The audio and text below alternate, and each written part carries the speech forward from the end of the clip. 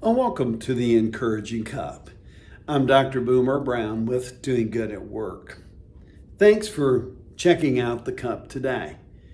You know, the cup is delivered to you each week to provide some encouragement to you in life. We know that life can sometimes be very discouraging. Could be a relationship, could be in the home, could be in the workplace, just could be in the world. It's easy to get discouraged.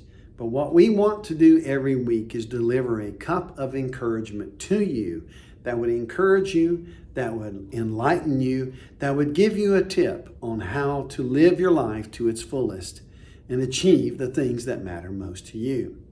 Last couple of cups, we've talked about two specific words that begin with F. The first word was flexibility. No, it wasn't that physical flexibility. That's important.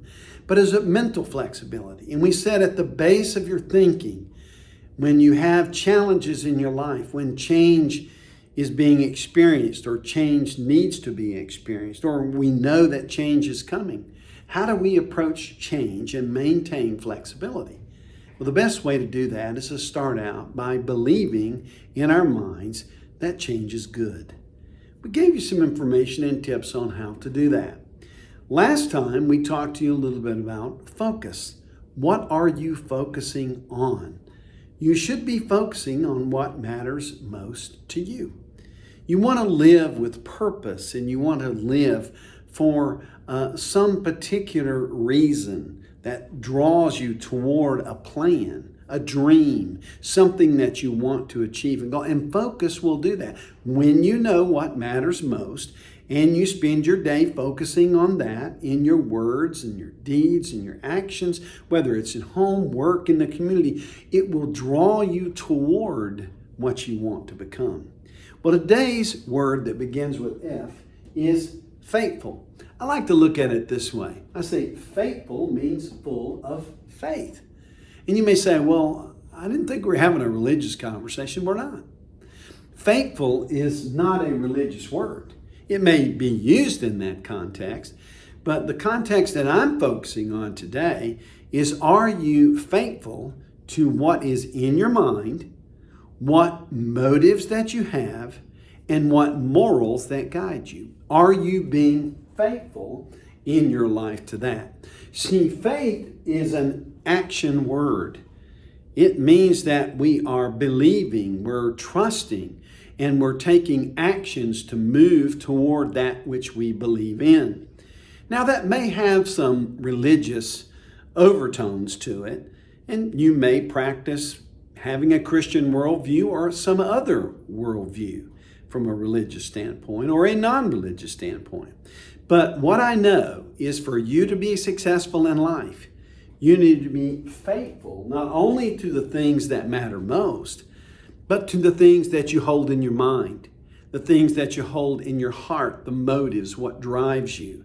And then most importantly, you need to be true to the morals that you espouse or that you believe are most important. You hold those in your heart and mind.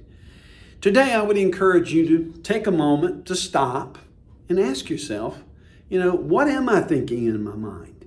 What are the motives? What's driving me at home, at work? What's driving me in the community, the world? What moves me with passion and purpose? Those things are important to look at. And most importantly, what are the morals? What are the values? What are the beliefs that I have that are important?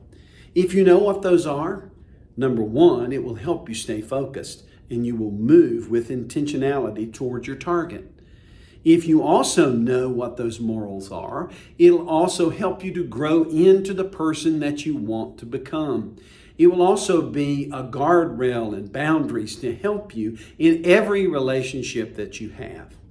So to be faithful, you need to focus on what's in your mind, what's in your heart, your motives, and how you execute those every day through the morals that you live out.